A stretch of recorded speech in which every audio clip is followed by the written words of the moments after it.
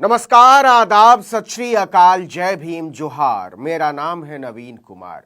ब्रजभूषण शरण सिंह के चेले के कुश्ती संघ का चुनाव जीतने से दुखी प्रेस कॉन्फ्रेंस करने पहुंची भारत की इकलौती ओलंपिक पदक विजेता रेसलर साक्षी मलिक के अपने जूते प्रेस क्लब ऑफ इंडिया की मेज पर छोड़ते हुए कुश्ती छोड़ने का ऐलान करने के अगले दिन बजरंग पूनिया ने अपना पद्मश्री प्रधानमंत्री निवास के फुटपाथ पर रख दिया। यह खबर जितनी दंग करने वाली है उससे कहीं ज्यादा सन्न करने वाली, शर्मिंदा करने वाली। आगे बढ़ने से पहले आपको बता दें कि बजरंग पूनिया भी जाट हैं और भारत की इकलौती महिला ओलंपियन साक्षी मलिक भी जाट हैं। यह बात इसलिए बतानी पड़ रही है कि राज्यसभा के सभापति ने एक मिमिक्री पर अपने जाट होने की ओट में अपने सम्मान को मलिन किए जाने की दुहाई दी है। अब जरा एक तस्वीर पर गौर कीजिए। यह तस्वीर 12 मार्च 2019 की है। तत्कालीन राष्ट्रपति रामनाथ कोविंद ने मशहूर रेसलर बजरंग पूनिया को पद्मश्री पुरस्कार से सम्मानित किया था। महिला पहलवानों की बेकदरी से नाराज पूनिया ने अब अपना पद्मश्री वापस कर दिया है। रेसलर बजरंग पूनिया ने बाकायदा सोशल मीडिया पर प्रधानमंत्री नरेंद्र मोदी को चिट्ठी लिखकर पद्मश्री अवार्ड लौटाने का ऐलान किया है। बजरंग पूनिया ने लिखा है कि मैं अपना पद्मश्री पुरस्कार प्रधानमंत्री जी को वापस लौटा रहा हूं। इस चिट्ठी को सार्वजनिक करने से पहले पूनिया अपना अवार्ड लौटाने प्रधानमंत्री आवास पर गए थे, लेकिन अंदर जाने की इजाजत नहीं मिली तो उन्होंने अवार्ड वहीं फुटपाथ पर रख दिया। पूरी दुनिया में भारत को सम्मान दिलाने वाले बजरंग पूनिया ने खुद को असम्मानित पहलवान बताते हुए कहा कि महिला पहलवानों के अपमान के बाद वो ऐसी सम्मानित जिंदगी नहीं जी पाएंगे, इसलिए अपना सम्मान लौटा रहे हैं। अब वो इस सम्मान के बोझ तले नहीं जी सकते। बजरंग पूनिया की पूरी चिट्ठी पढ़ी जानी चाहिए। इस चिट्ठी से आपकी समझ में आएगा कि राजनीति ने हमारे गौरव स्तंभों को किस कदर तोड़ दिया है, बेचारा बना दिया है। जरा सुनिए चिट्ठी में क्या लिखा है। बजरंग पूनिया ने प्रधानमंत्री को लिखा है कि उम्मीद है आप स्वस्थ होंगे, आप देश की सेवा में व्यस्त होंगे। आपकी इस भारी व्यस्तता के बीच आपका ध्यान हमारी कुश्ती पर दिलवाना चाहता हूं। आपको पता होगा कि इसी साल जनवरी महीने में देश की महिला पहलवानों ने कुश्ती संघ पर काबिज ब्रजभूषण सिंह पर सेक्सुअल हैरेसमेंट के गंभीर आरोप लगाए थे। जब उन महिला पहलवानों ने अपना आंदोलन शुरू किया तो मैं भी उसमें शामिल हो गया था। बजरंग ने आगे लिखा है, आंदोलित पहलवान जनवरी में अपने घर लौट गए जब उन्हें सरकार ने ठोस कार्रवाई की बात कही, लेकिन 3 महीने बीत जाने के बाद भी जब ब्रजभूषण पर एफआईआर तक नहीं की, तब हम पहलवानों ने अप्रैल महीने में दोबारा सड़कों पर उतरकर आंदोलन किया ताकि दिल्ली पुलिस कम से कम ब्रजभूषण पर एफआईआर दर्ज करे। लेकिन फिर भी बात नहीं बनी तो हमें कोर्ट में जाकर एफआईआर दर्ज करवानी पड़ी। पूनिया ने आगे लिखा है कि ब्रजभूषण के दबाव में 12 महिला पहलवान लड़ाई से पीछे हट गईं। जनवरी में शिकायतकर्ता महिला पहलवानों की गिनती 19 थी, जो अप्रैल तक आते आते 7 रह गई थी। यानी इन 3 महीनों में अपनी ताकत के दम पर ब्रजभूषण ने 12 महिला पहलवानों को अपने न्याय की लड़ाई में पीछे हटा दिया था। आंदोलन पूरे 40 दिन तक चला। इन 40 दिनों में एक महिला पहलवान और पीछे हट गई। हम सब पर बहुत दबाव आ रहा था। हमारे प्रदर्शन स्थल को तहस नहस कर दिया गया और हमें दिल्ली से बाहर खदेड़ दिया गया और हमारे प्रदर्शन करने पर रोक लगा दी।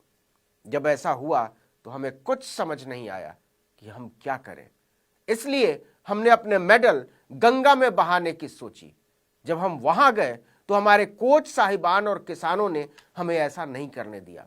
उसी समय आपके एक जिम्मेदार मंत्री का फोन आया और हमें कहा गया कि हम वापस आ जाएं, हमारे साथ न्याय होगा।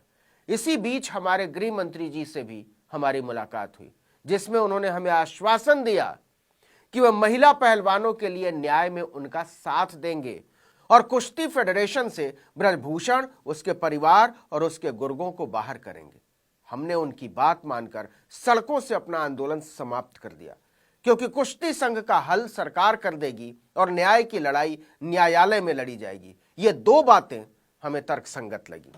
लेकिन बीते 21 दिसंबर को हुए कुश्ती संघ के चुनाव में ब्रजभूषण एक बार दोबारा काबिज हो गया है। उसने स्टेटमेंट दी कि दबदबा है और दबदबा रहेगा।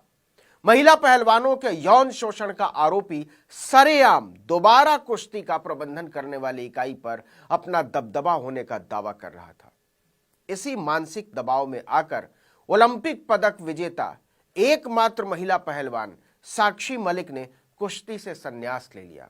हम सभी की रात रोते रोते हुए निकली। समझ नहीं आ रहा था कि कहां जाएं, क्या करें और कैसे जिएं।